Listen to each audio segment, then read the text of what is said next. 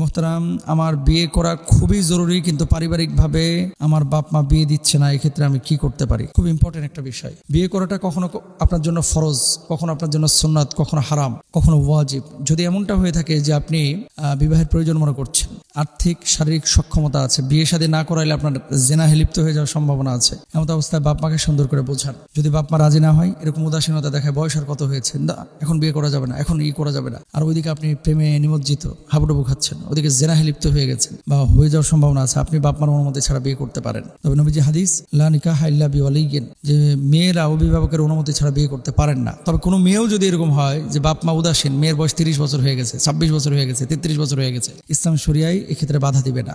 আর এমনি আছে যে আবেগের বশবর্তী হয়ে পালাইয়া বিয়ে করে ফেললেন অভিভাবকের অনুমতি ছাড়া, কোনো মেয়ে, ইসলাম শরিয়া ওই বিয়েটাকে অনুমোদন করে না। তবে হানাফি মাযহাবের কিছু স্কলার জেনাহের পথ থেকে বাঁচার জন্য যেহেতু সে করেছে, তা সেই বিয়েটাকে তারা অ্যাকসেপ্ট করে। বাপ মার উচিত কি?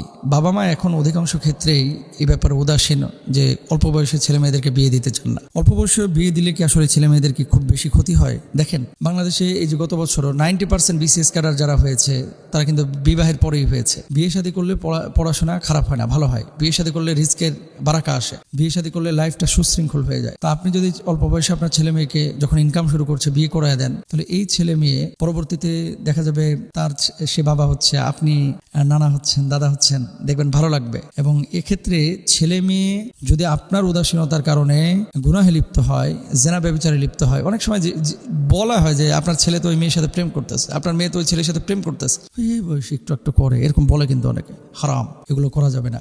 আপনার কারণে যদি ছেলে মেয়ে জেনা ব্যভিচারে লিপ্ত হয়, অবশ্যই আপনাকে আল্লাহর আদালতে দাঁড়াইতে হবে। কুল্লুকুম রাইন ওয়া কুল্লুকুম মাসউলুন আন রাইয়াতিহি, তোমাদের প্রত্যেকে দায়িত্বশীল এবং প্রত্যেকে তার দায়িত্বের ব্যাপারে জিজ্ঞাসিত হবে। সুতরাং বি কেয়ারফুল প্রিয় ভাই এবং বোনেরা, আপনারা প্লিজ ছেলে মেয়েদের ব্যাপারে উদাসীনতা দেখাবেন না। যদি কেউ বিয়ে শাদী করতে চায়, তাকে হাসি মুখে আপনারা বিয়ে শাদী করায় দেন। লাখ লাখ টাকা খরচ করার দরকার নাই, সিম্পল আপনারা বিয়ে শাদী আয়োজন করেন এবং বিয়ে করায় দেন। দেখবেন এই বিয়ের মধ্যে আল্লাহ তাআলা বারাকা দিবে। এবং ওই ছেলে মেয়েরা যেহেতু পাপ থেকে বাঁচতে চাচ্ছে, আপনি তাদেরকে অ্যাপ্রিসিয়েট করবেন, আপনি তাদেরকে হেল্প করবেন।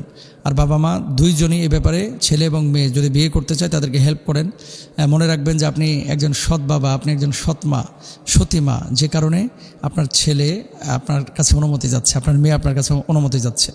তবে হ্যাঁ, নেশাখোর একটা ছেলেকে পছন্দ করেছে, এসে বলতেছে যে আব্বা বিয়ে দিয়ে দাও, আপনি বিয়ে দিয়ে দেবেন, ব্যাপারটা এরকম না। হ্যাঁ, আল্লাহ তাআলা আমাদেরকে বোঝার তৌফিক দান করুন।